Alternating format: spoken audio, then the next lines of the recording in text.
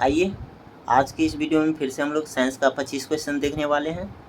तो पहले हम आज देखेंगे 53 नंबर से स्टार्ट करेंगे। उसके बाद हम इसका पिछला 2 सवाल होता है 51 52 वो भी देखेंगे। तो चलिए टाइम बिना पास किए स्टार्ट करते हैं वीडियो को। और ये सेट नंबर 6 है, देख रहे हैं आप लोग। तो चलिए आते हैं। प्लेटफार्मा का बुक है, आप लोग जान रहे हैं, Rukmani Prakashan, the platform Patna, Naveen Kumar director. तो चलिए 53 नंबर सवाल पे आते हैं। कह रहा है सवाल, लिफ्ट में खड़ा एक व्यक्ति त्वरण ए के साथ ऊपर की ओर बढ़ रहा है, व्यक्ति का आभासी वजन होगा। ठीक है, तो देखिए लिफ्ट में खड़ा एक व्यक्ति है और त्वरण ए के साथ ऊपर की ओर बढ़ रहा है, यानी लिफ्ट में जो है तो ऊपर चढ़ रहा है, तो व्यक्ति का आभासी वजन कितना होगा। कह रहा है ऑप्शन है आपका वास्तविक वजन से कम, वास्तविक वजन से अधिक तथा सतत परिवर्तनशील, शून्य, वास्तविक वजन से अधिक एवं निश्चित मान के साथ। ठीक है, तो आपका इसका सही आंसर होगा ऑप्शन नंबर डी। ठीक है, ऑप्शन नंबर डी, वास्तविक वजन के से अधिक एवं निश्चित मान के साथ। ठीक है, लेफ्ट में खड़ा एक व्यक्ति त्वरण ए के साथ ऊपर की ओर बढ़ रहा है, तो उसका जो व्यक्ति का आभासी वजन होगा वास्तविक वजन से अधिक एवं आपका निश्चित मान के साथ रहता है। अगला क्वेश्चन है 53 नंबर, उत्तल दर्पण एक आवर्धित प्रतिबिंब कब बनाता है। तो उत्तल दर्पण जो है एक आवर्धित प्रतिबिंब जो बनाता है कब बनाता है, तो बताना है। आपका ऑप्शन दिया हुआ है, बताइए। तो इसका जो सही आंसर हो जाएगा आपका ऑप्शन नंबर डी हो जाएगा। ठीक है, ऑप्शन नंबर डी। क्या कह रहा है, यह कभी भी आवर्धित प्रतिबिंब नहीं बनाता है। ठीक है, उत्तल दर्पण में जो होता है आवर्धित प्रतिबिंब नहीं बनता है। ठीक है, नेक्स्ट अगला क्वेश्चन है 55 नंबर। 55 नंबर सवाल पे आते हैं। आइए 55 नंबर सवाल कह रहा है कि संवहन मुख्य रूप से इनमें नहीं होता है, तो किस में जो है संवहन नहीं होता है। तो यहाँ पर है आपका एक भट्टी के चारों ओर हवा के तापन से फिलामेंट लैंप, तंतु लैंप के गिलास को गर्म करने से गिलास को गर्म करने जो निर्वातित किया गया है, थल समीर और जल समीर से, और नेक्स्ट है पानी के उबलने से। तो इसमें जो है सही आंसर हो जाएगा option number B, filament lamp के गिलास को गर्म करने में जो निर्वातित किया गया है, इसमें संवहन मुख्य रूप से नहीं होता है, बाकी जो है सभी में होता है संवहन। एक मिट्टी के चारों ओर हवा के तापन से संवहन होता है, और थल समीर और जल समीर में संवहन होता है, पानी के उबलने में भी संवहन होता है। ठीक है, नेक्स्ट है अगला क्वेश्चन 56 नंबर, क्वांटम संख्या बढ़ने पर एक परमाणु की ऊर्जा का स्तर क्या होता है। तो परमाणु क्वांटम संख्या बढ़ने पर एक परमाणु की ऊर्जा स्तर का क्या होता है। तो यहाँ पर जो है आपको सही उत्तर बताना है क्या होता है। इसका सही आंसर हो जाएगा ऑप्शन बी, एक परमाणु ऊर्जा स्तर घटता है। ठीक है, एक परमाणु का ऊर्जा स्तर घटता है। ठीक है, नेक्स्ट है अगला क्वेश्चन 57 नंबर सवाल पे आते हैं। आइए 57 नंबर क्वेश्चन है 57, एक पारदर्शी सामग्री का अपवर्तनांक है। तो पारदर्शी सामग्री का जो अपवर्तनांक होता है ऑप्शन नंबर डी सही होगा, बैगनी रंग के लिए अधिकतम होता है। ठीक है, बैगनी रंग के लिए अधिकतम होता है। ठीक है, नेक्स्ट है अगला क्वेश्चन, निम्नलिखित में से कौन सा प्राकृतिक गैस का एक प्राथमिक घटक है। ठीक है, तो प्राथमिक गैस का जो होता है घटक, प्राकृतिक गैस का प्राथमिक घटक ये क्या है। तो प्राकृतिक गैस का जो प्राथमिक घटक है मीथेन होता है। ठीक है, ऑप्शन सी सही हो जाएगा। नेक्स्ट अगला क्वेश्चन, क्वेश्चन नंबर 59 है, आपको किसी ग्रह के चारों ओर चक्कर लगाने वाले उपग्रह की कक्षीय गति निम्न से स्वतंत्र होती है। तो किसी ग्रह के चारों ओर जो है चक्कर लगाने वाली उपग्रह होती हैं, तो किस से स्वतंत्र होती हैं बताना है।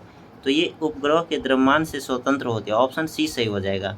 ठीक है, नेक्स्ट अगला क्वेश्चन 60 नंबर सवाल पे आते हैं। आइए 60 नंबर सवाल है कि आवासीय क्षेत्रों के लिए केंद्रीय प्रदूषण नियंत्रण बोर्ड द्वारा प्रस्तावित मानक शोर स्तर क्या है। ठीक है, आवासीय क्षेत्रों के लिए केंद्रीय प्रदूषण नियंत्रण बोर्ड द्वारा प्रस्तावित मानक स्रोत क्या है। तो यहाँ पर इसका सही आंसर जो होगा आपका ऑप्शन नंबर बी सही हो जाएगा। ठीक है, मानक शोर जो है डेसिबल आपका 45 डेसिबल जो है सही है। ठीक है, नेक्स्ट है अगला क्वेश्चन, निम्न में से ताप संयुट्य ताप सुघट्य के लिए एक उदाहरण की पहचान कीजिए। तो ताप सुघट्य के लिए जो उदाहरण की पहचान करना है, क्या सही आंसर होगा इसका? तो इसका जो सही आंसर होगा polyvinyl acetate, option D polyvinyl acetate. ठीक है, नेक्स्ट अगला क्वेश्चन पे आते हैं और हम आपको दिखाते हैं 51 और 52 नंबर सवाल पे आते हैं। ठीक है, आइए 51 नंबर सवाल कह रहा है कि एक स्प्रेडशीट में एक बॉक्स को क्या कहते हैं? रो कहते हैं, कॉलम कहते हैं, सेल कहते हैं, मैट्रिक्स कहते हैं। तो यहाँ पर एक स्प्रेडशीट में जो होता है एक वो बॉक्स बनता है। बॉक्स तो जानते हैं वर्गाकार हो या आयताकार। ठीक है, उसको क्या कहते हैं? तो उसे सेल कहते हैं। ठीक है, ऑप्शन सी। ठीक है, नेक्स्ट अगला क्वेश्चन 52 नंबर कह रहा है कि यदि पृथ्वी की त्रिज्या 1% तक सिकुड़ जाए तो पृथ्वी की सतह पर गुरुत्व के कारण त्वरण घटेगा, बढ़ेगा? निम्न में से 1% घट जाएगा, कोई परिवर्तन नहीं होगा। तो यहाँ पर कह रहा है कि यदि पृथ्वी की त्रिज्या 1% सिकुड़ जाए तो पृथ्वी की सतह पर गुरुत्व के कारण त्वरण जो होगा क्या होगा? बढ़ेगा। ऑप्शन बी सही हो जाएगा, ऑप्शन बी बढ़ेगा। ठीक है, नेक्स्ट अगला क्वेश्चन पे आते हैं। क्वेश्चन नंबर अब आगे बढ़ेंगे तो 62 नंबर सवाल पे आएंगे। आइए 62 नंबर सवाल कह रहा है निम्नलिखित में से कौन सा वास्तविक बिलियन का एक उदाहरण है? ठीक है, तो वास्तविक बिलियन का जो है उदाहरण है क्या है बताना है। तो यहाँ पर सही आंसर हो जाएगा आपका option number C zinc amalgam. ठीक है, जिंक अमलगम, ऑप्शन सी जो है वास्तविक बिलियन का उदाहरण है। ठीक है, नेक्स्ट है समूह एक क्षारीय धातुओं में सबसे प्रबल अपचायी अभिकर्मक है। ठीक है, तो समूह एक में जो है तो हलीना कब से फरार है? ठीक है, ये बता रहा है कि हीलियम, लिथियम, सोडियम और पोटेशियम, ये जो तत्व है उसमें जो है आपको बताना है कि सबसे धातुओं में सबसे प्रबल अपचायी अभिकर्मक कौन सा है? तो यहाँ पर लिथियम, ठीक है,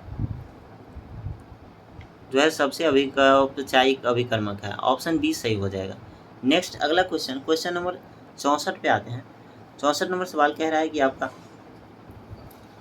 क्षार में फिनोल्फथेलिन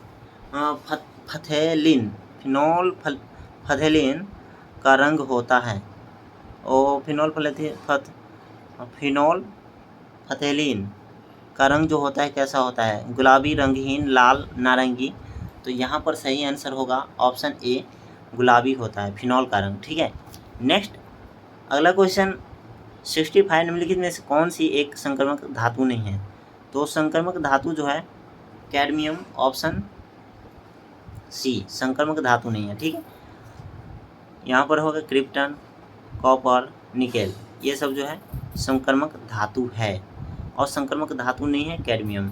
ठीक है, नेक्स्ट अगला क्वेश्चन है बीसीजी निम्न में से निम्न के लिए एक वैक्सीन है। बीसीजी का जो टीका होता है किसके लिए टीका है? ठीक है, कुष्ठ रोग के लिए, पोलियो के लिए, खसरा के लिए, क्षमा के लिए, यक्षमा के लिए। तो यहाँ पर ऑप्शन डी यक्षमा के लिए हो जाएगा। ठीक है, बीसीजी का टीका जो है यक्षमा, दम्मा के लिए होता है। ठीक है, नेक्स्ट है अगला क्वेश्चन नंबर 67 पे आते हैं। आइए 67 नंबर सवाल कह रहा है निम्नलिखित में से कौन सी कैंसर कोशिकाओं की एक विशेषता नहीं है? तो किन कैंसर कोशिकाओं की विशेषता जो है आपको इसमें बताना है कौन सी नहीं है। तो इसमें जो हो जाएगा आपका सही आंसर संस्पर्श संदमन, ठीक है, दिखाती है, यही विशेषता नहीं है। ठीक है, ऑप्शन बी सही आंसर होगा। बाकी ए सी डी जो है सही है, इसकी विशेषता है कैंसर की। ठीक है, संस्पर्श संदमन से दिखाती है, ये जो है संपर्क निषेध जो है इसकी इस कैंसर कोशिकाओं की जो है विशेषता नहीं है। ठीक है, बाकी तीनों विशेषता है। अगला क्वेश्चन है 68 नंबर, निम्नलिखित में से कौन सा पादप हार्मोन वृद्धि को रोकता है और पत्तियों के मुरझाने के लिए जिम्मेदार होता है? ठीक है, तो पादप हार्मोन जो है पौधों में पाया जाता है और वृद्धि को रोकता है और पत्तियों के लिए जिम्मेदार होता है, मुरझाने में, पत्तियों के मुरझाने के लिए जिम्मेदार होता है। तो ये जो है आपका सही आंसर बताना है, क्या होगा? Abscisic acid, cytokinin, gibberellin, auxin. ठीक है, तो यहाँ पर एब्सिसिक एसिड होगा सही answer, option A abscisic acid. Next अगला क्वेश्चन 69, निम्नलिखित में से किन अंगों में पुनर्जनन की शक्ति होती है?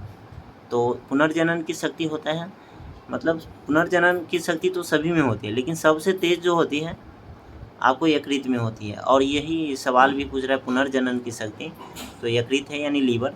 ठीक है, नेक्स्ट ब्रिक, फेफड़ा, मस्तिष्क, ये सब जो है जैसे कट टूट जाता है तो ये तो फिर से रिकवर हो जाती है। ठीक है, लेकिन यकृत में बहुत फास्टली होता है पुनर्जनन, तो यकृत इसका सही आंसर होगा, याद रखेंगे। नेक्स्ट है अगला क्वेश्चन 70 नंबर सवाल, ब्रेक बोन या हड्डी तोड़ बीमारी में वाहक का नाम बताएं। तो यहाँ पर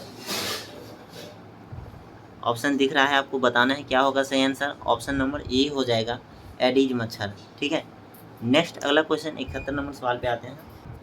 आइए 71 नंबर सवाल कह रहा है कि गर्म करने पर कैल्शियम कार्बोनेट का कैल्शियम ऑक्साइड और कार्बन डाइऑक्साइड में अपघटन डैश का एक उदाहरण है। ठीक है, तो यहाँ पर ऑप्शन सी सही हो जाएगा, तापीय अपघटन अभिक्रिया। ठीक है, नेक्स्ट अगला क्वेश्चन 72 नंबर, पीतल इनमें से किसका मिश्रण है? तो पीतल तो मिश्रण जो होता है पिताजी, इसका ट्रिक है पिताजी, यानी पीतल, पीता तांबा और जी जिंक। ठीक है, जस्ता। ठीक है, तांबा जस्ता या तांबा जिंक कहें। ठीक है, तो आपका तांबा जस्ता का तो मिश्रण है पिताजी यानी पीतल। ठीक है, पी फॉर पिताजी, पीतल, और ता मतलब तांबा, जी मतलब जस्ता। ठीक है, और रेशियो क्या होता है? तो रेशियो जो होता है आपको 70 जस्ता होता है, 30 तांबा होता है, 30 जस्ता होता है और 70 तांबा होता है, 20 जस्ता होता है, 80 तांबा होता है, 80 जस्ता होता है और 20 तांबा होता है। तो इसका जो सही आंसर होगा ऑप्शन बी। ठीक है, ऑप्शन बी।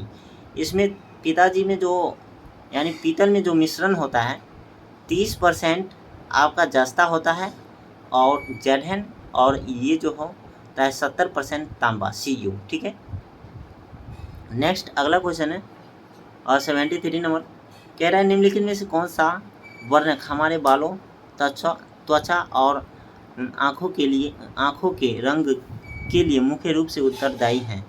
तो यहाँ पर वर्णक से संबंधित सवाल है, और ये बाल, त्वचा, आँख इससे संबंधित है। ठीक है, तो यहाँ पर क्लोरोफिल, मायोग्लोबिन, मेलेनिन, और यहाँ पर होता है जेंथोफिल। ठीक है, तो इसका जो सही आंसर होगा ऑप्शन सी, मेलेनिन से वर्णक जो है उत्तरदायी है मुख्य रूप से, किसके लिए? बालों, त्वचा और आँखों के लिए। ठीक है, मेलेनिन के कारण ही जो होता है त्वचा का रंग काला और गोरा होता है। ठीक है, तो मेलेनिन अगर कम रहेगा तो आप काले हो जाएंगे और अधिक रहेगा तो गोरे हो जाएंगे। ठीक है, शरीर में मात्रा इसकी जैसी होती है वैसे ही त्वचा का रंग होता है।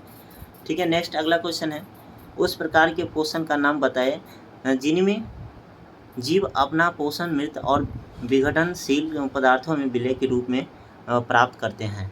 ठीक है, तो यहाँ पर होगा इसका सही आंसर ऑप्शन बी। ठीक है, मृतजीवी पोषण।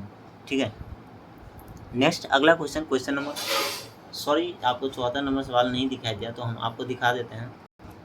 ये सवाल है 74 नंबर 74, उस प्रकार के पोषण का नाम बताइए जिसमें जीव अपना पोषण मृत और विघटनशील पदार्थों से विलयन के रूप में प्राप्त करते हैं।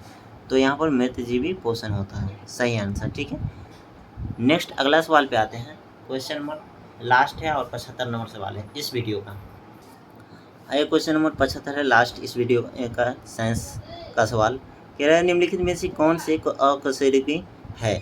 तो यहाँ पर सरीसृप है, स्तनधारी है, मछली है, ऑर्थ्रोपॉड है।